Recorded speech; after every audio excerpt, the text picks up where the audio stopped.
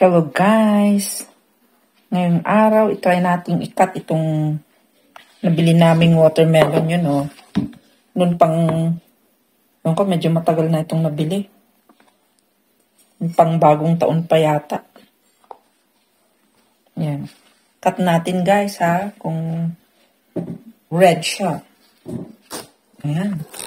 Matigas-tigas pa, crunchy. Guys, ako. Oh, yellow. Yellow siya guys, oh. Yellow ang loob niya. Yung watermelon na to. Parang masarap. Yummy. Try natin. Cut natin. Ito natin i-cut. Yan.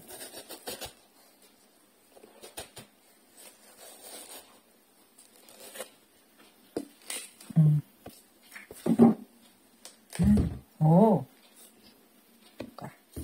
Tanggalin natin tong magtangkay na. Tangkay, di ba? Tawag dito.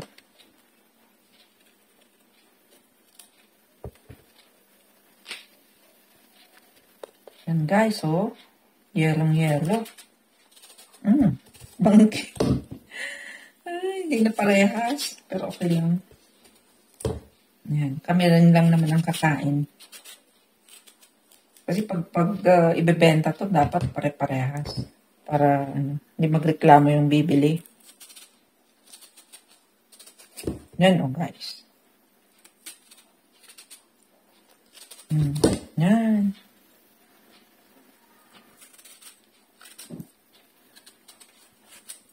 Okay. Ito muna guys kasi ako munang unang titikim. Wait.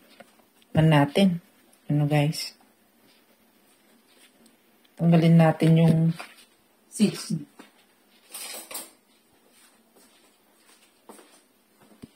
Tanggal ako ng seeds. Yan o. Seeds siya. Tatanggalin natin. Oops.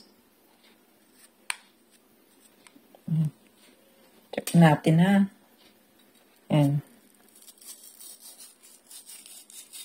Tanggalin ko yung para mas madaling kainin. Yan. Okay, so, tikman ko na.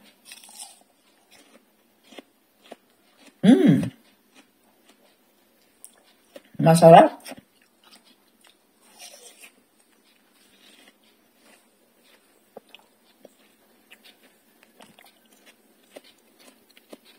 Guys, oh.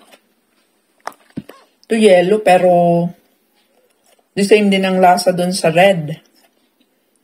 Crunchy pa siya. Kahit matagal nang nabili. Yan. Thank you guys for watching. Bili na kayo ng watermelon. Masarap siya. So yan na guys. Yung tinanggalan ko ng buto. Tsaka hinati-hati ko na rin para mas mabilis kainin. So yan. Kinakain na nung anakis ko. Yan. Oh. Masarap.